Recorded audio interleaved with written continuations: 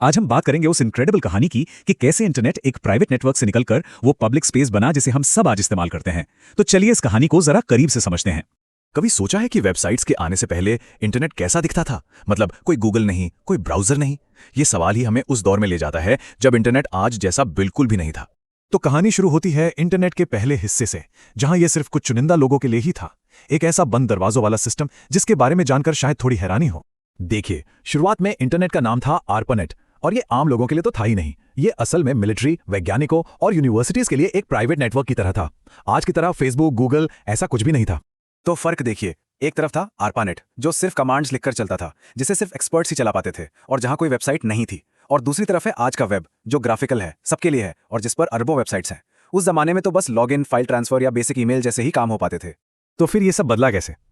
उस समय की सबसे बड़ी प्रॉब्लम ये थी कि सारी की सारी जानकारी अलग अलग कंप्यूटर्स में फंसी हुई थी और उसे शेयर करना बहुत ही मुश्किल काम था। और यहीं से एक क्रांति की जरूरत महसूस हुई। साल था 1989। टिम बर्नर्स-ली नाम के एक साइंटिस्ट ने एक बड़ी अजीब सी चीज नोटिस की। उन्होंने देखा कि दुनिया भर में इतना जरूरी डेटा और रिसर्च है, लेकिन वो सब अलग अलग कंप्यूटरों में कैद है। फिर उन्होंने एक ऐसा आइडिया दिया जिसने सब कुछ बदल कर रख दिया। उन्होंने कहा क्यों ना सारी इन्फॉर्मेशन को डॉक्यूमेंट्स के जरिए एक दूसरे से लिंक कर दिया जाए। और बस यही वो सोच थी जिससे वर्ल्ड वाइड वेब यानी WWW का जन्म हुआ। इस आइडिया को हकीकत में बदलने के लिए 3 जरूरी चीजें बनाई गईं। पहली HTML, जो किसी भी वेब पेज का ढांचा है। दूसरी HTTP, जो हमें उस पेज तक पहुंचाने वाला कनेक्शन है। और तीसरी URL, यानी हर वेबसाइट का अपना पता। ये तीनों आज भी वेब की बुनियाद हैं।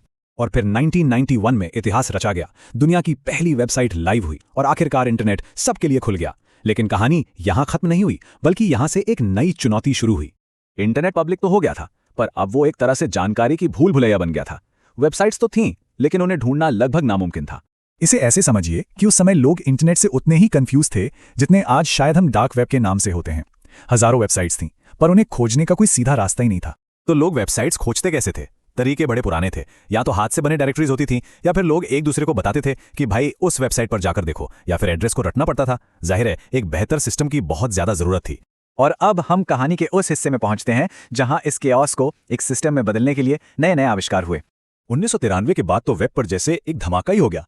लोगों ने अपनी पर्सनल वेबसाइट्स बनानी शुरू कर दी, कंपनियां भी ऑनलाइन आने लगीं, और देखते ही देखते जानकारी का एक पूरा ब्रह्मांड खड़ा हो गया।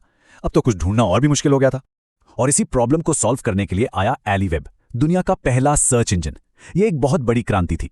पहली बार ऐसा हुआ था कि कोई भी बस कीवर्ड्स टाइप करके किसी भी वेबसाइट तक पहुंच सकता था। कह सकते हैं कि इस नई डिजिटल दुनिया का पहला कंपास था। तो ये टाइमलाइन पूरी यात्रा को एक नज़र में दिखाती है। 1960 के दशक के ARPANET से शुरू होकर 1989 में वर्ल्ड वाइड वेब का आइडिया आया, 1991 में पहली वेबसाइट बनी, 1993 में वेब का विस्फोट हुआ, और फिर कहानी में आया आखिरी और सबसे बड़ा मोड़। अब मैदान में एक ऐसी कंपनी आई जिसने न सिर्फ सर्च की प्रॉब्लम को सुलझाया, बल्कि इंटरनेट को देखने का हमारा नजरिया ही बदल दिया। 1998 में गूगल अपने पेज रैंक एल्गोरिदम के साथ आया। सर्च करने का ये इतना पावरफुल नया तरीका था कि इसने वेब पर कुछ भी खोजना बेहद आसान बना दिया और इंटरनेट के एक नए युग की शुरुआत हुई। और इसी के साथ विज्ञापनों, ट्रैकिंग और डेटा कलेक्शन का खेल भी शुरू हो गया। सर्च की प्रॉब्लम का ये सोल्यूशन अपने साथ इंटरनेट का एक नया और बहुत पावरफुल बिजनेस मॉडल भी लेकर आया।